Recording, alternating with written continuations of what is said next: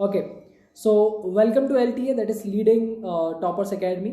आज की इस वीडियो में हम बात करने वाले हैं फिजिक्स के बारे में। हमारा जो क्रैश कोर्स स्टार्ट होने वाला है उसके बारे में, और फिजिकल क्वांटिटीज़ के बारे में हम सबसे पहले इस चैप्टर में चर्चा करेंगे। ठीक है, क्योंकि अगर जब आप फिजिक्स पढ़ना स्टार्ट करते हो या फिर साइंस कोई भी सेक्शन पढ़ना स्टार्ट करते हो, सबसे पहले आपको फिजिकल क्वांटिटीज से थोड़ा सा फैमिलियर करवाया जाता है। तो आप इस वीडियो को ध्यान से देखो। सबसे पहले आपको ये चीज़ समझना है कि फिजिकल क्वांटिटीज़ को हिंदी में हम क्या कहते हैं। तो बाइलिंगुअल रहेगा ये वीडियो। फिजिकल क्वांटिटीज़ को हम कहते हैं भौतिक राशियाँ। ठीक है, भौतिक राशियों की बात चल रही है यहाँ पे। आपके पास सारी चीज़ें अवेलेबल हो जाएंगी, बस आपको थोड़ा सा पेशेंस बना के रखना है। तो भौतिक राशियाँ क्या होती हैं? तो भौतिक राशियाँ यानी कि अगर हम फिजिकल क्वांटिटीज़ की बात करते हैं, ठीक है, तो फिजिकल क्वांटिटीज़ वो सारी क्वांटिटीज़ होती हैं जिसमें अगर मैं बात करूँ तो एक संख्यात्मक मान होता है। ध्यान से मेरी बात सुना। फिजिकल क्वांटिटीज़ वो क्वांटिटीज़ होती हैं जिसकी कोई एक न्यूमेरिक वैल्यू होती है। क्या होती है? एक न्यूमेरिक वैल्यू होती है इसकी। अब अगर मैं बात करूँ न्यूमेरिक वैल्यू होती है, यानी कि इसका मतलब क्या है कि न्यूमेरिक वैल्यू होती है। तो न्यूमेरिक वैल्यू का मतलब हम ये चीज़ बात कर रहे हैं कि अगर जैसे सपोज मैं शक्कर लेने के लिए जा रहा हूँ, ठीक है, तो शक्कर अगर मैं लेने के लिए गया तो मुझे कुछ बताना पड़ेगा ना कि भाई मुझे 5 किलो चाहिए, मुझे 10 किलो चाहिए, मुझे 15 किलो चाहिए, कितनी शक्कर मुझे चाहिए। अगर यही मैं नहीं बता पाऊंगा तो उस चीज़ के होने का कोई मतलब नहीं निकलेगा। That is why physical quantities हमारी वो क्वांटिटीज़ होती हैं जिनका क्या होता है, एक न्यूमेरिक वैल्यू होती है। यानी कि उनमें एक न्यूमेरिक वैल्यू, एक संख्यात्मक मान होता है, एक परिमाण होता है जो कि होना ज़रूरी है। अगर नहीं होता तो सोचो हमें कितनी दिक्कत हो जाती कि दुकान वाले ने पूछा शक्कर चाहिए, कितनी चाहिए, दे दो अपने हिसाब से। अब वो अपने हिसाब से आपको ज़्यादा भी दे सकता है, आपको कम भी दे सकता है, बट शायद उतनी ना दे पाए जितनी कि आपको एग्जैक्ट में ज़रूरत होगी। तो ये चीज़ होती है हमारी फिजिकल क्वांटिटीज़ की बात। अब फिजिकल क्वांटिटीज़ को जब हम आगे बढ़ते हैं तो फिजिकल क्वांटिटी को दो चीज़ों में कैटेगराइज किया गया। यहाँ पे है फिजिकल क्वांटिटीज़, और फिजिकल क्वांटिटीज़ को दो कैटेगरी में बांटा गया है। जो पहली कैटेगरी जिसके बारे में हम पढ़ते हैं वो होती है हमारी वेक्टर क्वांटिटीज़। क्या होती है? Vector quantity. दूसरी जो होती है हमारी वो होती है स्केलर क्वांटिटी। इसको हम कहते हैं हिंदी में सदिश राशियाँ, और इसको हम कहते हैं अदिश राशियाँ। ना अब दोनों में डिफरेंस क्या होता है? सदिश और अदिश की हमने कई बार सुना होगा, कई बार हमने पढ़ा होगा, बट सदिश और अदिश में एक्चुअल में मतलब क्या होता है, क्या डिफरेंस होता है दोनों में, तो समझना। यहाँ पे दिश जो लिखा हुआ है वर्ड, इसका मतलब होता है दिशा। ठीक है, तो अगर मैं बात करूं कि कोई ऐसी क्वांटिटी जिसके लिए हमको दिशा भी बतानी पड़ती है उसको हम कहते हैं सदिश। सदिश मतलब सा दिश, दिशा के साथ। और अदिश का मतलब होता है वो सारी क्वांटिटीज जिसके लिए हमको किसी दिशा की ज़रूरत नहीं पड़ती है, सिर्फ हम उसका न्यूमेरिक वैल्यू बता दें तो भी हमारा काम हो जाएगा बहुत आसानी से। उसके लिए किसी दिशा की हमको ज़रूरत नहीं पड़ती है। तो ये बात आपको अपने दिमाग में याद रखनी है कि सदिश राशियाँ क्या होती हैं और अदिश राशियाँ क्या होती हैं। अगर मैं बात करूँ कुछ ऐसे एग्जाम्पल्स की कि कौन कौन सी राशियाँ ऐसी होती हैं जिनको हम अदिश राशियाँ बोलते हैं, तो आपको याद रखना है कि अदिश राशियों की अगर मैं बात करूँ, ठीक है, अदिश राशियों की अगर मैं बात करूँ, जैसे आपकी डिस्टेंस हो गया, ठीक है, आपका द्रव्यमान हो गया, ठीक है, आपका डिस्टेंस हो गया, आपका द्रव्यमान हो गया, यानी कि जिसको हम मास कहते हैं। अब आप मुझे बताओ मास के लिए, ठीक है, सपोज मैं शक्कर लेने गया, तेल लेने गया, दूध लेने गया, तो मैंने बोला भाई 5 लीटर मुझे दूध निकाल दो। मुझे ये थोड़ी ना बोलना पड़ेगा कि मुझे ऊपर की दिशा में दूध निकाल दो, नीचे की दिशा में दूध निकाल दो, उत्तर दिशा में दूध निकाल दो। तो you do not need a direction. आपको वहाँ पर डायरेक्शन बताने की ज़रूरत नहीं है। और जहाँ डायरेक्शन बताने की ज़रूरत नहीं होती है वो हमारी कौन सी क्वांटिटी होती है? तो वो हमारी होती है अदिश राशि, यानी कि स्केलर क्वांटिटी। और जहाँ पे हमको बताना पड़े कि भाई किस चीज़ की हमको बात चल रही है, दिशा की बात चल रही है, वहाँ पे कौन सी होती है हमारी? तो वो होती है हमारी सदिश राशियाँ। ठीक है, जैसे सदिश की अगर मैं बात करूँ तो आपका वेलोसिटी, ठीक है, वेलोसिटी की अगर मैं बात करूँ जिसको हम कहते हैं वेग, ठीक है, वेग हो गया। ठीक है, अगर मैं एक्सेलरेशन की बात करूँ, अगर मैं डिस्प्लेसमेंट की बात करूँ, फोर्स की बात करूँ, ठीक है, डिस्प्लेसमेंट की बात करूँ, ठीक है, एक्सेलरेशन की बात करूँ यानी कि जिसको हम त्वरण कहते हैं, ठीक है, अगर मैं संवेग की बात करूँ जिसको हम क्या कहते हैं? मोमेंटम। ये सारी की सारी चीज़ें, मोमेंटम, ये सारी की सारी चीज़ें क्या होती हैं? हमारी सदिश राशियाँ होती हैं। अब थोड़ा और आगे चलते हैं और थोड़ा और आगे चीज़ों को समझने का ट्राई करते हैं। कुछ इंपॉर्टेंट राशियाँ हैं जिसको हम डिस्कस करेंगे थोड़ा। तो फर्स्ट है जिसको हम डिस्कस करने वाले हैं वो होती है दूरी। दूरी किस चिड़िया का नाम है?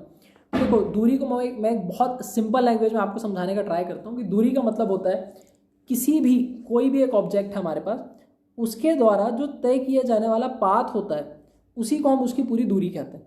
सपोज अगर एक है, आप ही हो, या आपका यहाँ पे आपका होम है, ठीक है, यहाँ पे आपका होम है, ठीक है, यहाँ पे आपका स्कूल है। और इसके बीच का डिस्टेंस सपोज करते हैं 1 किलोमीटर है या 1.5 किलोमीटर है, जितना भी आपको सपोज करना हो आप सपोज कर लो। मैं दोनों के थ्रू आपको समझाता क्या हूँ वो आप समझना। आप यहाँ से इस पॉइंट से लेके इस पॉइंट तक जितनी आप दूरी तय करने वाले हो वही आपका क्या होगा, obviously that will be your, yes that will be your distance, यानी कि दूरी की बात चल रही है, डिस्टेंस इसको कहते हैं। तो किसी भी ऑब्जेक्ट द्वारा जो तय किया जाने वाला पाथ होता है, किसी भी ऑब्जेक्ट द्वारा जो तय किया जाने वाला पाथ होता है उसी को हम क्या कहते हैं, उसी को हम दूरी कहते हैं। ओके, नेक्स्ट जो हम यहाँ पे पढ़ने वाले हैं वो होता है विस्थापन। ठीक है, विस्थापन, ठीक है, विस्थापन यानी कि डिस्प्लेसमेंट। अच्छा, डिस्प्लेसमेंट क्या होता है?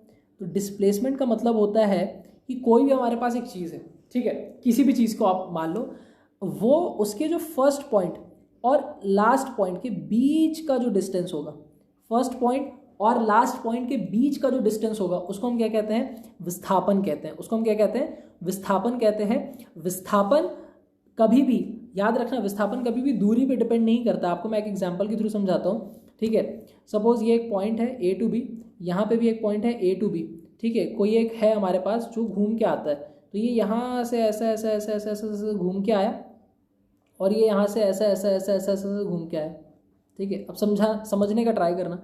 दोनों ही केस में जो हमारा विस्थापन होगा, ठीक है, दोनों ही केस में जो हमारा विस्थापन होगा वो यहाँ से लेके यहाँ तक, इस पॉइंट से होने वाला, मतलब यहाँ से लेके यहाँ तक यहाँ पे भी हो रहा है, यहाँ से लेके यहाँ तक यहाँ पे भी हो रहा है। विस्थापन दोनों का सेम है, बट क्या सेम नहीं है दोनों का? सो दैट इज उनके दूरी। तो यहाँ से एक और पॉइंट निकल के आता है कि जो हमारा डिस्प्लेसमेंट होता है, जो हमारा डिस्प्लेसमेंट होता है, यानी कि विस्थापन जो होता है वो कभी भी डिस्टेंस पे डिपेंड नहीं करता, नहीं करता, नहीं करता, नहीं करता। डिस्टेंस पे कभी भी ये डिपेंड नहीं करेगा। तो ये चीज़ आपको याद रखनी है। फिर हम बात करते हैं चाल, ठीक है, फिर हम बात करते हैं चाल, और एक साइड हम बात करने वाले हैं वेग की, ठीक है, कि इन दोनों में क्या सिमिलैरिटीज होती हैं और क्या डिफरेंस होता है। तो देखो, दोनों की ही यूनिट जो सबसे पहले आपको याद रखनी है वो होती है मीटर पर सेकेंड। दोनों की यूनिट मीटर पर सेकेंड होती है। चाल जो होता है हमारा वो होता है दूरी बटे समय, यानी कि डिस्टेंस अपॉन टाइम, ये आपको पता होगा। और वेग हमारा होता है विस्थापन बटे समय। क्या होता है? विस्थापन बटे समय। अब इसके कहने का मतलब क्या हुआ? तो कहने का मतलब कुछ ऐसा है कि किसी भी ऑब्जेक्ट, किसी भी वस्तु के द्वारा जो तय की जाने वाली दूरी होगी ना पर यूनिट टाइम में, उसको हम क्या कहेंगे? उसको हम कहेंगे चाल। और किसी भी वस्तु के द्वारा जो विस्थापन होगा पर यूनिट टाइम में, उसको हम क्या कहेंगे? वेग, ठीक है। और क्या डिफरेंस है दोनों में? तो और डिफरेंस ये है कि जो चाल होती है हमारी, वो हमारी एक अदिश राशि होती है, जबकि जो हमारा वेग होता है वो हमारी एक सदिश राशि होती है। We need magnitude as well as a direction to show velocity. और इसके पहले हमने विस्थापन पढ़ा था। विस्थापन में आपको एक चीज़ और याद रखनी है कि विस्थापन की जब भी हम बात करते हैं तो आपको ये याद रखना है, विस्थापन से रिलेटेड कई बार ये चीज़ पूछी जाती है कि विस्थापन जो होता है वो नेगेटिव भी हो सकता है, पॉजिटिव भी हो सकता है, and that can be zero as well. तो इसकी वैल्यू पॉजिटिव भी हो सकती है, नेगेटिव भी हो सकती है, और साथ ही साथ ज़ीरो भी हो सकती है, जो कि आपको याद रखना है, ठीक है। बढ़ते हैं आगे, और आगे हम देखते हैं कि एक्सेलरेशन यानी त्वरण किसको कहते हैं। तो एक्सेलरेशन की जब हम बात करते हैं, यानी कि त्वरण की अगर हम बात करते हैं, तो त्वरण क्या होता है? विस्थापन परिवर्तन, विस्थापन में जो चेंज होगा पर यूनिट टाइम, ठीक है, पर यूनिट टाइम, उसी को हम क्या कहते हैं? एक्सेलरेशन कहते हैं। बढ़ेगा तो प्लस होगा पॉजिटिव, घटेगा तो नेगेटिव होगा, और एक समान रूप से अगर चल रही है उसके वेग में ही कोई चेंज नहीं होगा, यहाँ पे वेग आएगा, सॉरी यहाँ पे वेग आएगा। अगर उसके वेग में कोई भी डिफरेंस नहीं हो रहा है, यहाँ पे वेग है, ठीक है, अगर उसके वेग में परिवर्तन यानी कि चेंज, और ये अपॉन में करता हूँ टाइम, तो उसको हम कहते हैं त्वरण। अगर एक समान रूप से चल रही है तो फिर तो त्वरण जीरो ही रहेगा, ठीक है। नेक्स्ट हम बात करते हैं कि इसकी यूनिट क्या होती है। तो समझना, वेग परिवर्तन की दर पर यूनिट टाइम, वेग हमारा क्या होता है? मीटर पर सेकेंड, और ये सेकेंड तो ऑलरेडी यहाँ पे लिखा हुआ है, तो मीटर पर सेकेंड स्क्वायर, यही हमारी होती है किसकी यूनिट? हमारी त्वरण भाई की यूनिट। और इसको ऐसे भी लिख सकते हैं, ये पावर ऊपर आएगी तो मीटर सेकेंड पावर -2 हो जाएगा, जो आपकी याद रखना है। फिर हमारा होता है संवेग, किसको कहते हैं? यानी कि मोमेंटम किसको कहते हैं? तो संवेग होता है हमारा, वो होता है द्रव्यमान द्रव्यमान इनटू वेग के। अब ये क्या हो गया, तो मास इनटू वेलोसिटी, इसकी यूनिट क्या हो जाएगी, तो मास की होती है किलोग्राम, मास को आप किलोग्राम में ही नापते हो, वेग को आप किस में नापते हो, तो वेग को आप नापते हो मीटर पर सेकंड में। तो ये बन गई भाई संवेग यानी कि मोमेंटम की यूनिट। सारी यूनिट ऐसे ही डिराइव होती है। So this was done in today's video. एक शॉर्ट वीडियो था। नेक्स्ट वीडियो से आपको लंबी लंबी थोड़ी वीडियो मिलेंगी और आपको सारी की सारी चीज़ें फ्रॉम बेसिक टू एडवांस भी सिखाई जाएगी, बहुत सारे अलग अलग फॉर्म में। तो आप इस चैनल को फटाक से कर लो subscribe, because this was the first video of today's topic. और हमारे क्रैश कोर्स का भी जो हम MP कांस्टेबल के लिए चला रहे हैं, और even if you have not filled the form of MP constable, even then you can subscribe our channel, because हम बहुत सारे न्यू कंटेंट लेके आएंगे एजुकेशन से रिलेटेड, और बहुत ही सारी चीज़ें क्रैश कोर्स तो हम चला ही रहे हैं, जिसमें हम आपको GK प्लस रीजनिंग, मैथ्स भी हम करवाएंगे, बट GK एंड रीजनिंग काफ़ी सारे बच्चों के जो थोड़ा सा एक अलग सेक्शन चला जाता है, तो GK प्लस हम रीजनिंग का इसमें करवाने वाले हैं। रीजनिंग के वीडियो भी आपको मिल जाएगी रात तक, और रात तक अगर नहीं भी आ पाई तो कल सुबह तक डेफिनेटली हम कल सुबह से फिर कंटिन्यू रहेंगे, और ये वीडियो तो आपको मिले करेगी। साइंस से हमने स्टार्ट किया है, क्योंकि GK तो काफ़ी सारे बच्चे फिर भी यूजुअली पढ़ लेते हैं, बट साइंस से में थोड़ा सा ना टफ हो जाता है, और साइंस के क्वेश्चन आते हैं तो फिर काफ़ी बच्चों के छूट जाते हैं। तो साइंस से हमने स्टार्ट किया है, GK में हम हिस्ट्री, ठीक है, फिर उसके बाद ज्योग्राफी, उसके बाद हम इकोनॉमिक्स सब लेके चलेंगे, स्टैटिक GK सब लेके चलेंगे, करंट सब लेके चलेंगे। कोई भी ऐसी चीज़ नहीं आएगी आपके MP कांस्टेबल के पेपर में जो इसमें से बाहर होगी, that I can guarantee. So this was done in today's video. मिलते हैं एक नेक्स्ट वीडियो में, तब तक के लिए goodbye. Thank you so much for watching this video. Subscribe कर लेना। Bye, take care.